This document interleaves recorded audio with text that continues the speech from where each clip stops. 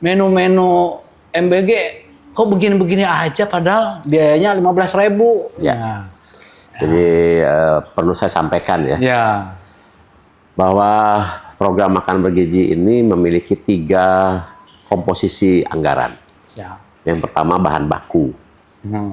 Nah ini bahan bakunya itu untuk anak balita sampai SD kelas 3 itu per porsinya 8.000. Oke. Ya rata-rata. Nah, nanti sangat tergantung juga indeks kemahalan daerah dan referensi harga pasar. Tapi untuk yang rata-rata 8.000. Nah, kemudian yang anak kelas 4 sampai SMA, termasuk juga ibu hamil, ibu nyusui anak balita, ibu hamil, ibu nyusui, itu 10.000. 10.000. Nah, kemudian ada 3.000 untuk operasional dan 2.000 untuk insentif. Jadi untuk menu Ramadan itu memang kan sebagian besar berubah menjadi makanan yang siap santap, yang tahan lama.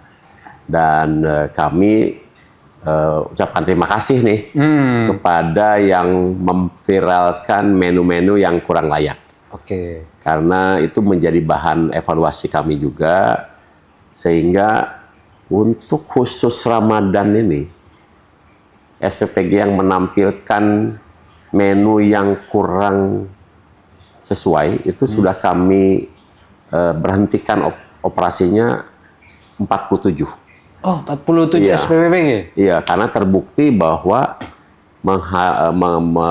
mengeluarkan menu yang tidak sesuai dengan standar. Oh. Jadi ini baru terjadi nih. Oke. Karena selama ini SPPG diberhentikan kalau mengalami kejadian menonjol, misalnya menyebabkan anak didik sakit. Oke. Karena misalnya pencernaan dan lain-lain. Tapi di Ramadan kali ini SPPG diberhentikan 47 karena menunya kurang sesuai.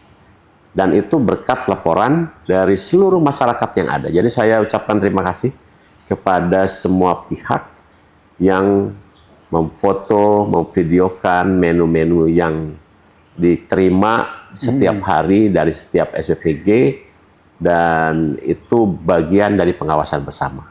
Sekaligus juga saya sampaikan bahwa Badan Gizi senang sekali kalau seluruh masyarakat membuat foto dan video dari menu yang diterima. Wah. Yang bagus dimunculkan, yang jelek diviralkan.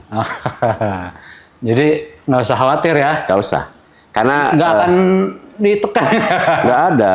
Bahkan ada isu hari ini keluar. Iya. Katanya yang membuat video, menu dan sebagainya akan dilaporkan sebagai pelanggaran undang-undang ITE. Saya bilang nggak ada. Nggak ada. Bagi kami di pusat ini kan kita sudah mengeluarkan SOP, Juknis, dan panduan agar menu dibuat selayak mungkin, sesuai dengan harga yang ditetapkan dan berbasis indeks kemahalan daerah.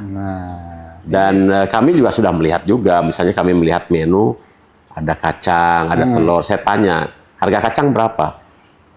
4.000. Harga telur berapa? 2.200. Lah kenapa nggak kacangnya diganti telur aja?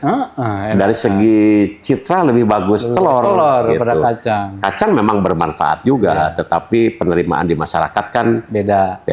Jadi saya sampaikan ke SPPG, buatlah yang di masyarakat diterima dengan baik.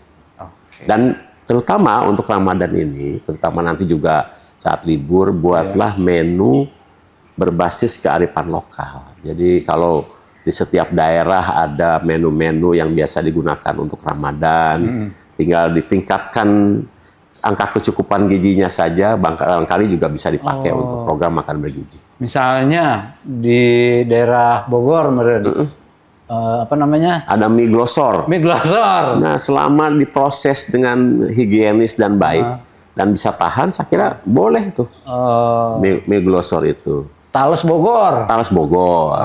Kalau di Palembang misalnya pempek. Kayak gitu. Kayak gitu kan bisa digunakan, ya kan? Iya. Kalau pengganti beras misalnya alternatif bisa nggak? Bisa, misalnya rebusan ubi. Ya. atau misalnya pisang rebus kayak di Halmahera, Ya. kan pisang rebus tuh pasti tahan. Oh. Gitu. Itu kan boleh digunakan yang gitu-gitu. Selama angka kecukupan gizinya dinilai cukup oleh ahli gizi dan harganya juga sesuai, kenapa tidak? Gitu. Oke, keren tuh. Makanya banyak-banyak laporan. Biar kita tahu ya. Jadi ada evaluasi ya. Ya, tapi saya senang loh. Setiap banyak yang melaporkan, akhirnya kita bisa segera meninjau. Iya. Dan begitu kita hasil investigasi menunjukkan bahwa ada aspek kesengajaan, langsung kita hentikan. Saya mah mengira masyarakat cinta sama MBG nih. Alhamdulillah, terima kasih. Makanya ngasih laporan nih, Kang Iya, Dadan. terima kasih semuanya. Iya. Jadi mendukung nih, salah satu bukti mendukung MBG dengan memberi laporan.